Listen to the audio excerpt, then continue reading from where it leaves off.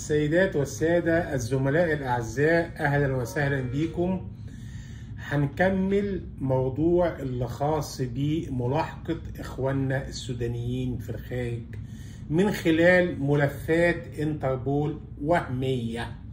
ولما بنتكلم عن إن هي وهمية، لأن بالفعل الصدى اللي حصل عن الحلقة اللي فاتت عند المسؤولين داخل السودان ومحاولاتهم المتكررة في ان هم ينفوا بان في ملاحقة لاي حد على اساس عقائدي او اساس سياسي او اساس بيولوجي او اساس ايديولوجي، يبقى احنا بنقول ان تحت ايدينا مستندات وملفات بتتكلم عن حد مطلوب عشان قضية نفقة، حد مطلوب علشان قضية متعلقة بمسائل خاصة بشيكات لا يعلم عنها شيئا ولم يتم إعلانه بأي نوع من هذه الشيكات،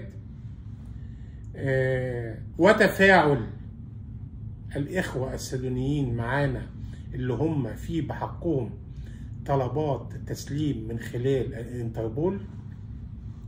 وزي ما سعادتكم عارفين، أنا لما يكون بشتغل في الخارج وفي طلب انتربول أو استدعاء من النيابة العامة لهذا الطلب يجيني على شغلي أو حتى شغلي يعلم بيه، ده معناه بأن أنا قولا واحدا فقدت هذا العمل، وأسرتي أصبحت بالفعل بلا شخص ينفق عليه.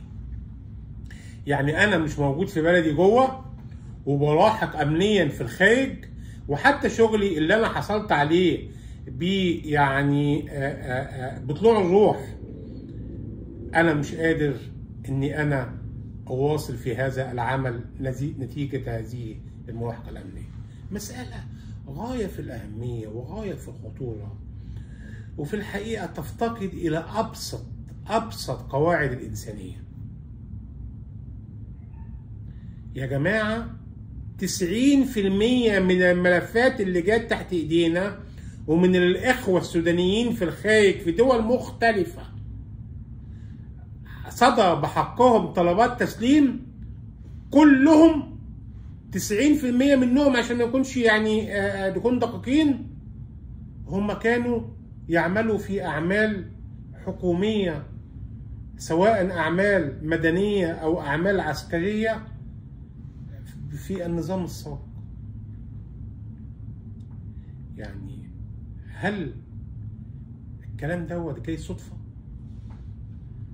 هل ينفع ان انا اعمل طلب انتربول ادفع عليه ما يقارب $5000 علشان بعمل مطالبة ب10,000 جنيه سوداني ولا 5000 جنيه سوداني، ولا اقول ان فلان عليه قضية نفقة وفلان؟ يعني هذا الكلام لا يستقيم ولا يتفق مع منطق ولا عقل.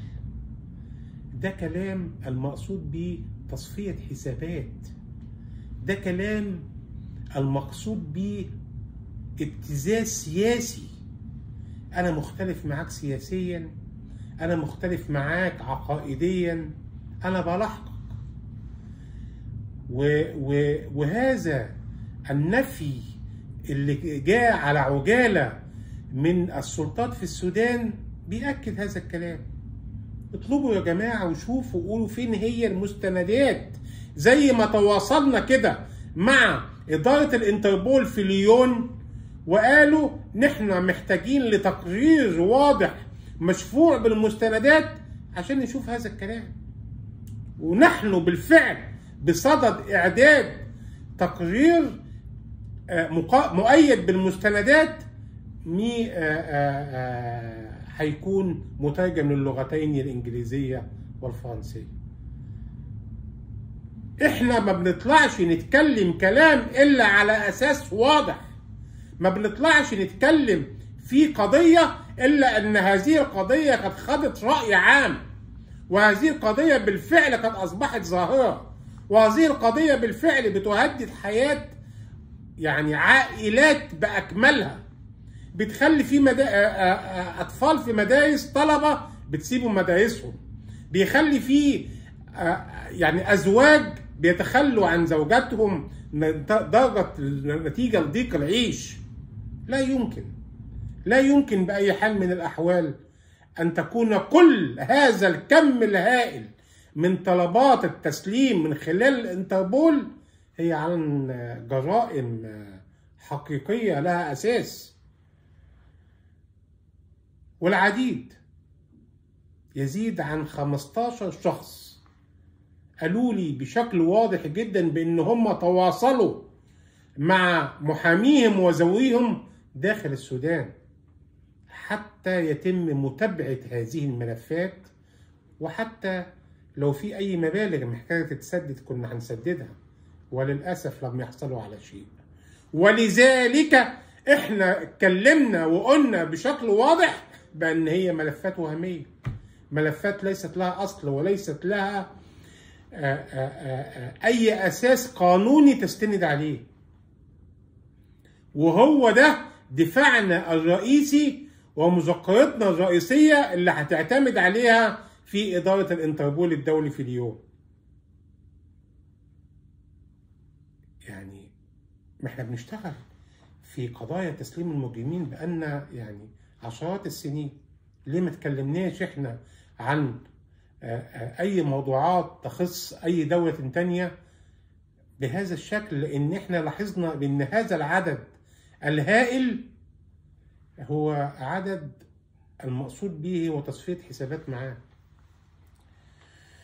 ولا يمكن بأي حال من الأحوال أن يكون ما تم في السودان من ثورة وتصحيح وهذا الكلام بيكون هو على أساس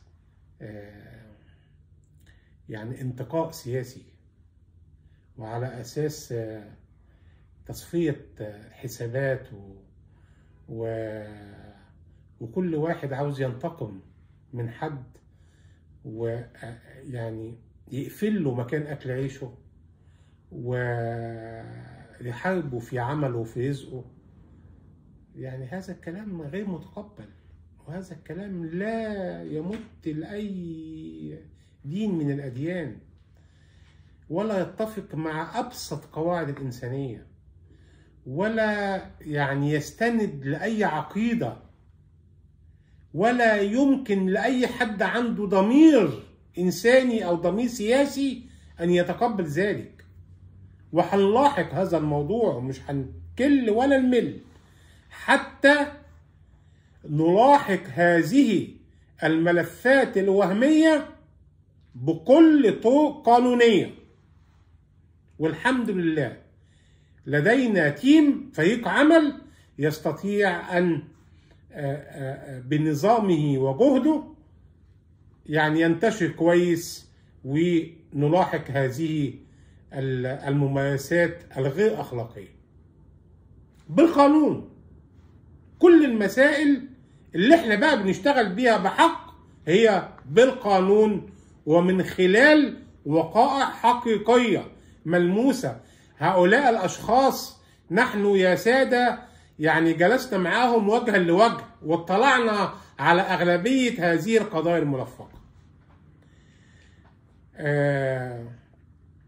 أتمنى أن تأخذ السلطات في السودان كلامنا ده على محمل الجد، وأن تقوم فعلا بدل هذا النفي المتلاحق أن تقوم فعلا بالتحقيق في هذه الموضوعات والوقوف على حقيقة تلك الملفات والأشخاص التي قدموها وصفة هؤلاء الأشخاص وما علاقتهم بالأشخاص المطلوب تسليمهم.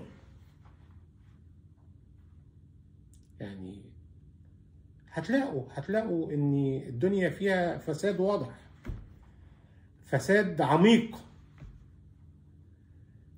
فأرجو ألا يتم السكوت على هذا الفساد. وإحنا متواصلين بشكل قانوني مع إدارة الانتربول الدولي، وأتمنى أن قسم الانتربول في الشرطة السودانية أن ينتبه أيضا إلى هذا الموضوع، وأن ينتبه إلى أعداد الملفات التي يتم تقديمها له، وبحثها وفحصها، ومدى إذا كانت ملائمة إلى أن بالفعل ترقى إلى أن تكون طلب تسليم من عدمه. هل تعلموا أن في الإمارات لا يمكن حتى لو أنت حصلت على قرض من أحد البنوك لا يمكن أن يتم ملاحقتك من خلال الانتربول الدولي إلا إذا كان هذا القرض قد تجاوز مبلغ 300,000 دولار. إنما إن تيجي ملفات على مبالغ زهيدة بهذا الشكل تطارد الناس في عملها خارج الدولة، ده مسألة يعني لا تتفق مع منطق ولا عقل. مش هطول عليكم، أرجو بحث هذا الموضوع بشكل واضح وبشكل قانوني، وإحنا هنكمل طريقنا في هذا الموضوع، ولن نتخلى عن هؤلاء الأشخاص اللي بيتم محاربتهم في أكل عيشهم وفي أعمالهم خارج دولة السودان، لأني في الوضع اللي فيه الدنيا كلها دلوقتي يعني اللي ماسك على عمله كان ماسك على جمرة من نار في الحقيقة. يعاني الأمرين لأنه يعلم بأن عليه مسؤولية كبيرة. هذه المسؤولية تتلخص ببساطة في الأسرة اللي بيقوم برعايتها وبيقوم بإطعامها وبيقوم بسداد مصروفات مدارس أولاده وعائلته، يعني لأن هو حاسس إن بعد فقدان الوطن مش هيكون في أي فقدان تاني أو أي تعويض تاني على هذا الفقد، فلا يمكن إن يكون يعني موت وخراب ديار زي ما بيقولوا. شكرا جزيلا أعزائي، وهنكمل معاكم في الحلقات الجاية إن شاء الله. أشوفكم على خير.